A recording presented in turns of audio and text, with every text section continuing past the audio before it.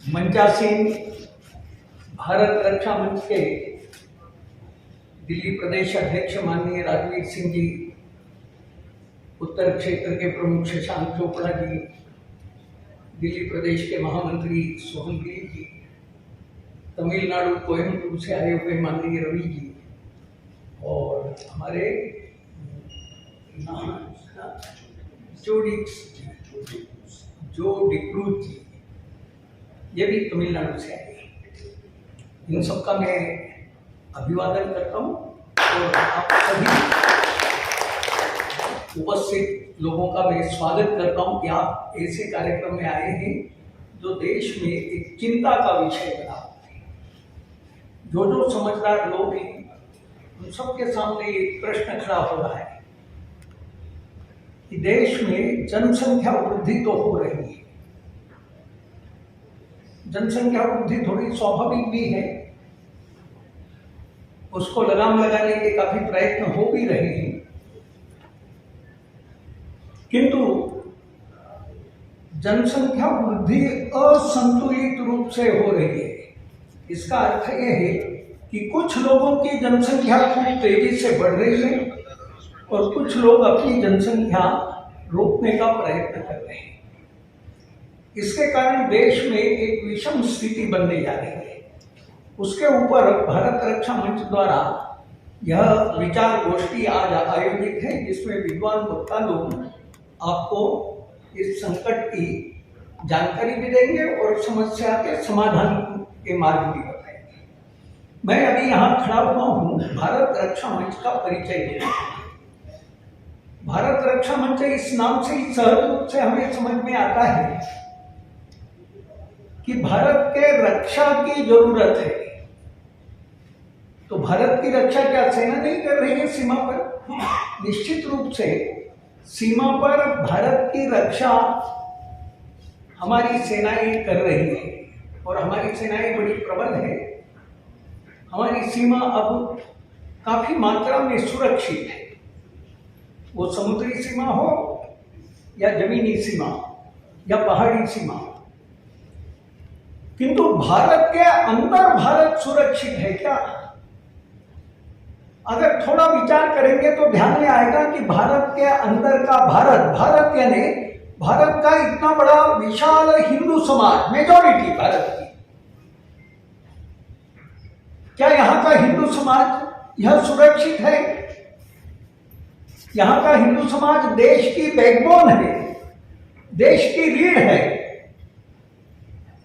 यह रीढ़ ही छोटी होती जा रही है। हमें 2011 का सेंसस बताता है कि 1951 में भारत में डेमोग्राफिक दृष्टि से भारत में हिंदू 85% था। 1951 में हमारी स्वाधीनता के बाद 1951 की जनगणना बताती है कि भारत में हिंदू 85% थे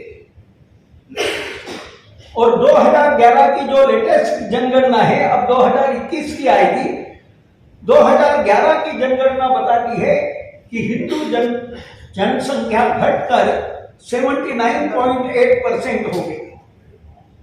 हम पिछले 75 वर्षों में प्रति 10 वर्ष में लगभग 1% हमारी जनसंख्या घटी।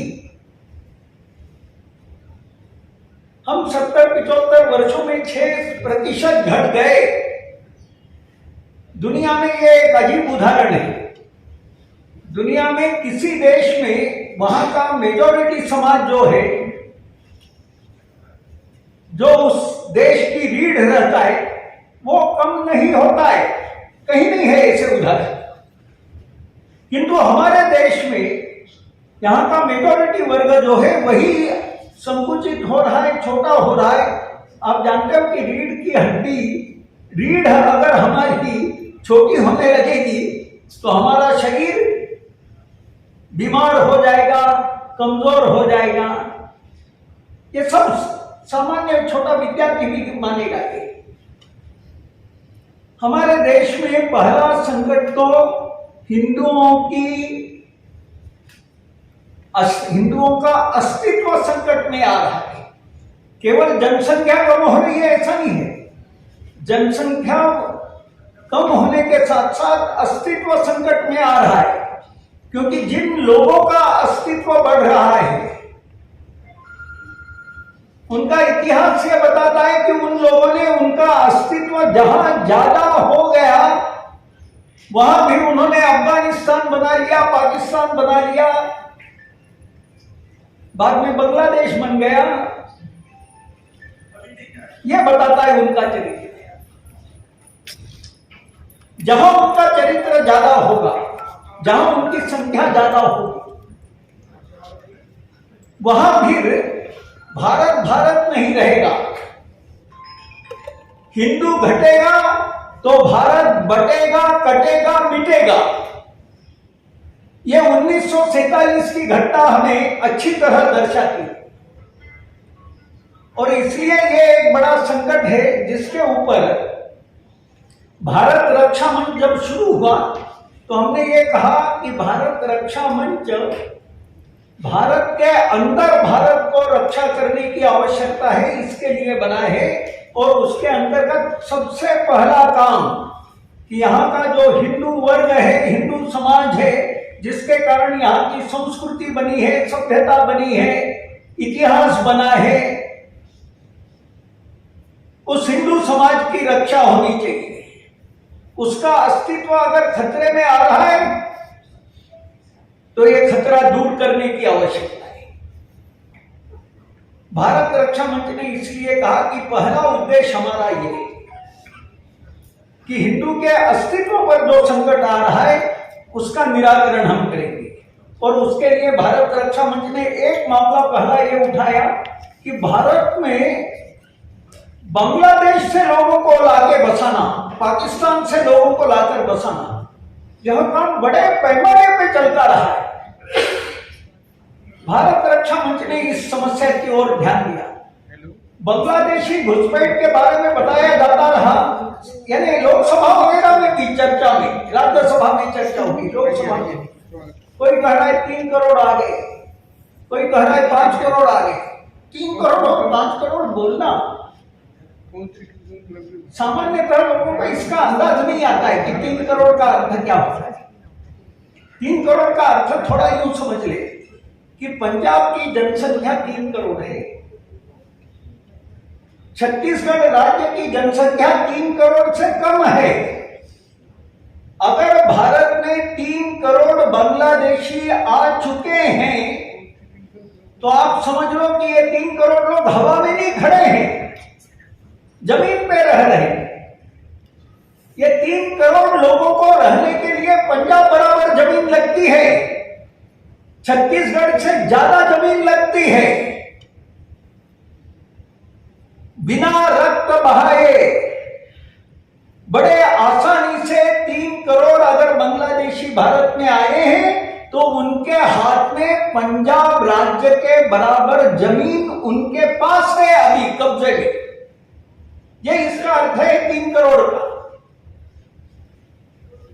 और ये इतना आसानी से चल रहा है। देश के सेक्युलरी बदमाश, एक तो मजहबी लोग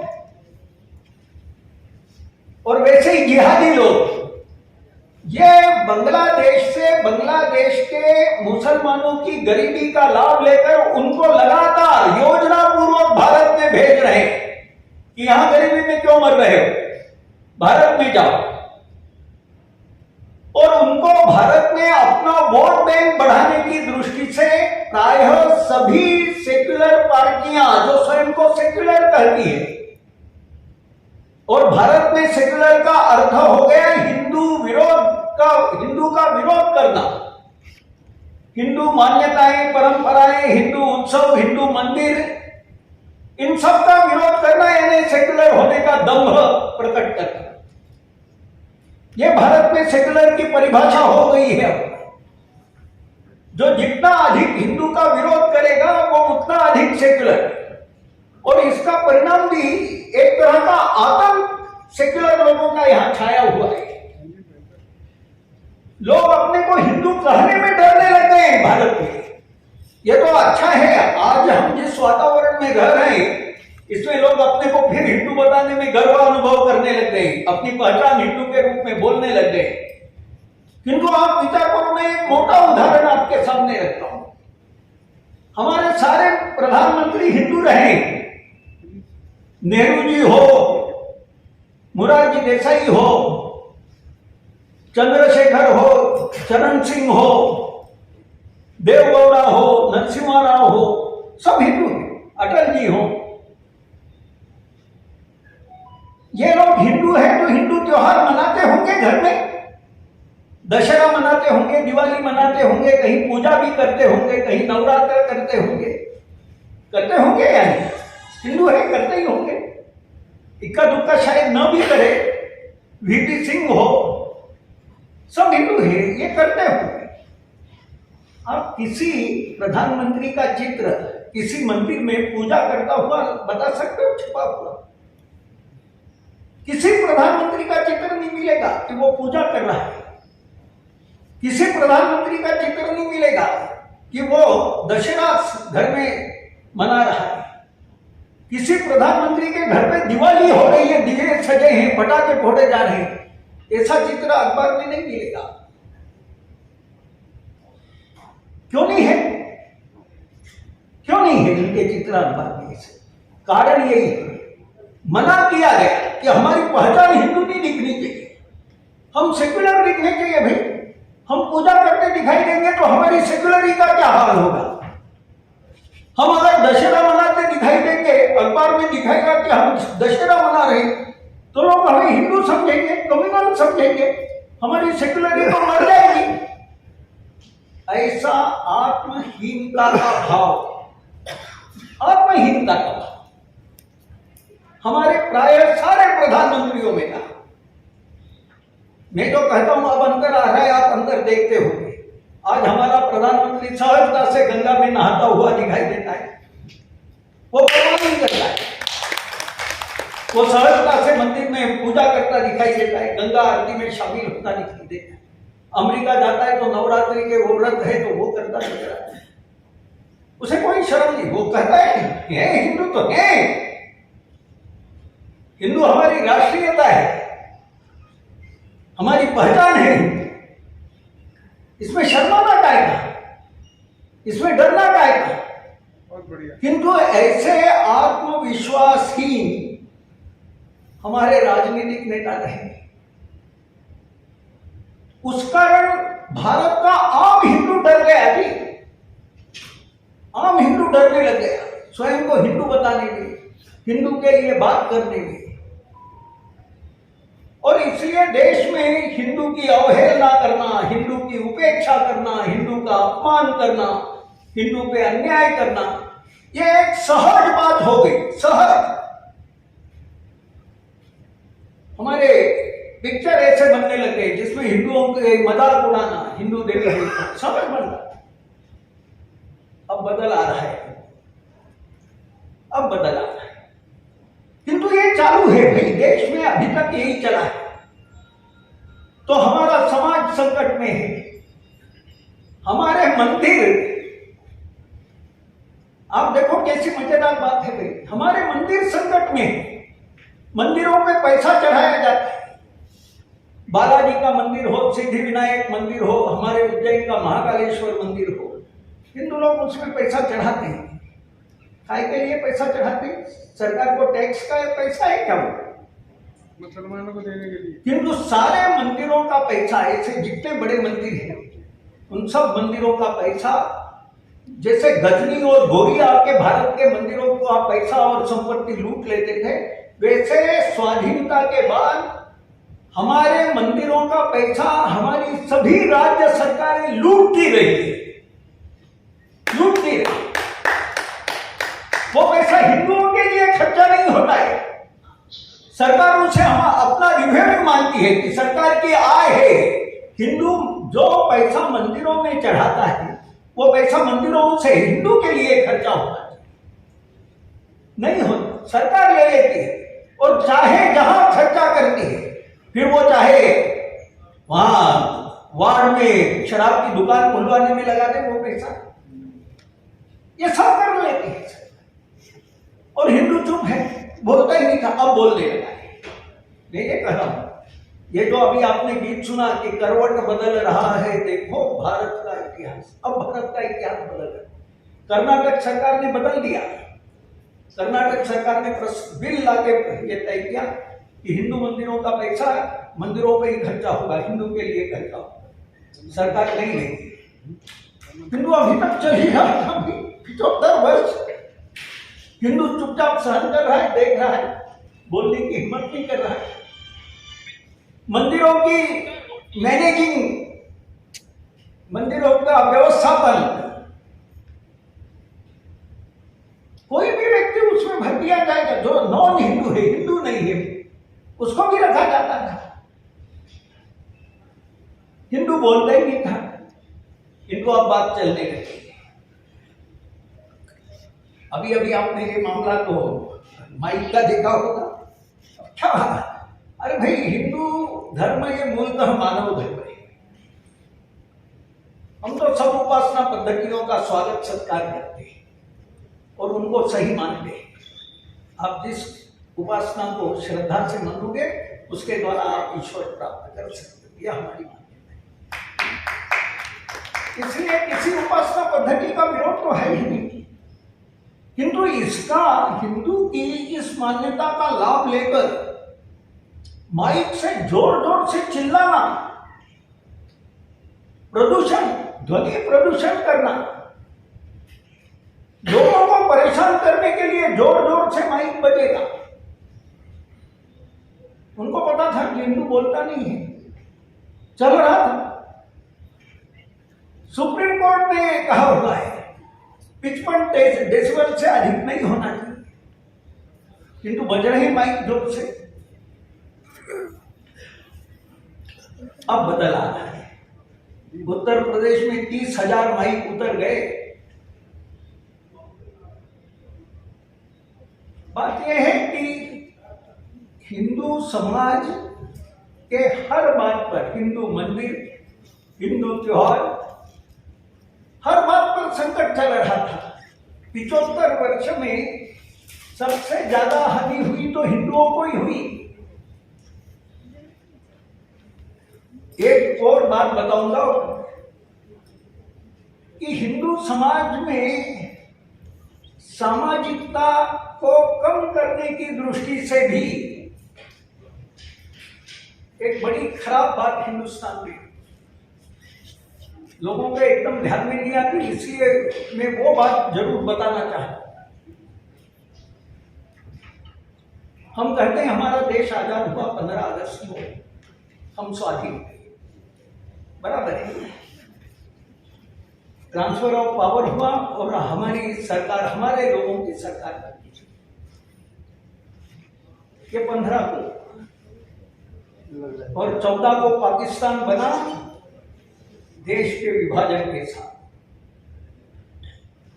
जानते हो कितने लोग मारे गए, कितने लोग स्थलांतरित हुए?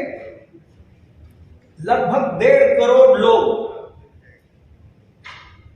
भारत से पाकिस्तान या पाकिस्तान से भारत आए। 1.5 करोड़ लोगों को घर बार छोड़ करके इधर उधर भागना पड़ा। और जो मारे गए पाकिस्तान से आते हुए, इनकी संख्या 10 लाख से ऊपर है। 10 लाख से। लाखों महिलाओं पे बलात्कार हुए। हमारे नेता, मैं तीखे शब्द प्रयोग नहीं करना चाहता हूं, किंतु संवेदनाहीन नेता थे हमारे। किसी ने इसकी परवाह नहीं की। सत्ता हाथ में आ रही है, मरने लो, मरने दो लोगों को। अगर ढंग से प्रयत्न होता, वो कोई ऐसा नहीं था कि 15 अगस्त के दिन अंग्रेज हार गए लड़ाई और हम जीत गए, ऐसा नहीं था। इंटरिम गवर्नमेंट पहले से बन गई थी। नेहरू जी प्रधानमंत्री थे, वल्लभ भाई पटेल गृह मंत्री थे, ये सब नेता पहले से बने हुए 15 अगस्त के पहले ही। आइए, और उसके बावजूद ये जो विभाजन हुआ, इतने बड़े पैमाने पर हत्याएं हुई,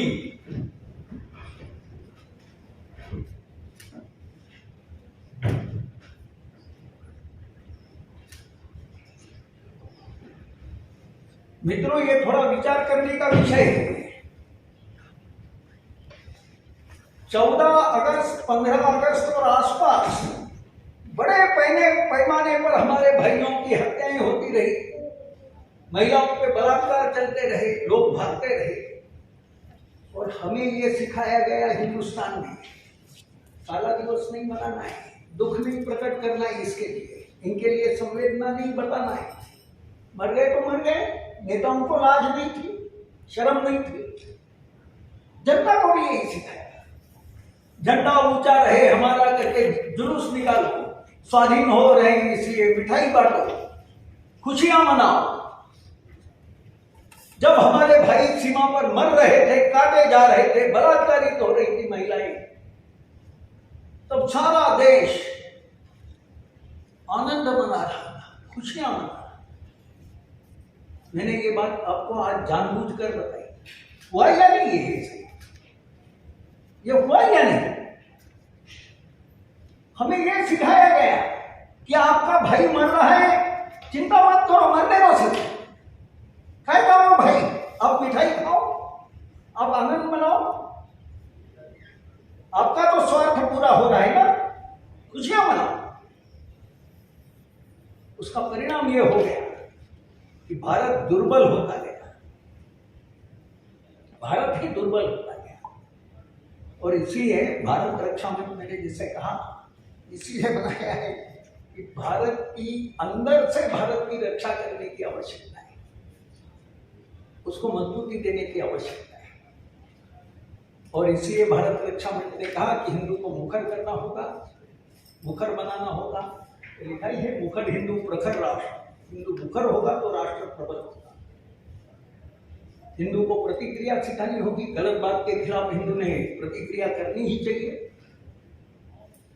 हिंदू का स्वाभिमान जगाना होगा और हिंदू का राष्ट्राभिमान जगाना होगा। इन विचारों के साथ भारत रक्षा मंच शुरू हुआ।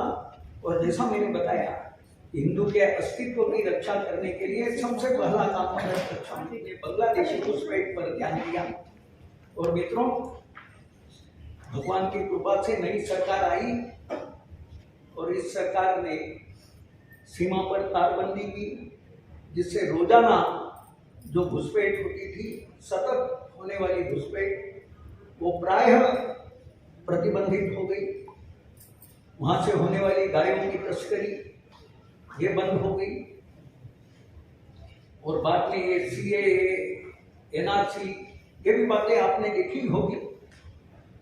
उसके कारण जनसंख्या में भी 2% का अंतर आने वाला है।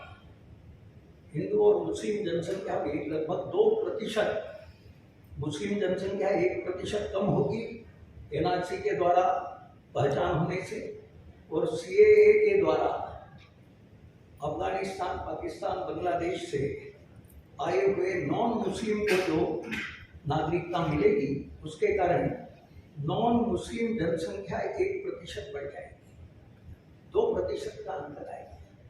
और इसलिए जो संकट हम कह रहे हैं और लोग भी अंदाज कर रहे हैं कि मुस्लिम जनसंख्या जिस तेजी से बढ़ रही है, उसके कारण एक दिन भारत में हिंदू समाज ही अल्पसंख्यक हो जाएगा। वो संकट और कुछ वर्ष आगे बढ़ने वाला है। तो एक पहला काम भारत रक्षा मंच ने अपने जन्म के साथ बांग्लादेशी घुसपैठ वाला विषय लेकर उस समस्या के निदान के पीछे लगा, और उसमें काफी कुछ हमें भगवान की कृपा से सफलता मिली है। और अब भारत रक्षा मंच उसी काम में ये सोचता है कि असंतुलित जनसंख्या वृद्धि ये रोकी जानी चाहिए। इसके लिए कठोर कानून बनना चाहिए, कानून का सख्ती से पालन होना चाहिए, और इसके लिए भारत रक्षा मंच प्रयास कर रहा है। उसी के अंतर्गत भारत रक्षा मंच द्वारा आज का यह सेमिनार या परिचर्चा आयोजित है। मैं आप सब लोगों का स्वागत करता हूं कि आप इस परिचर्चा को सुनने आए हैं। विद्वान वक्ता इस विषय पर आपके सामने प्रकाश डालेंगे। इसी के साथ हम मेरी वाणी को विराम देंगे।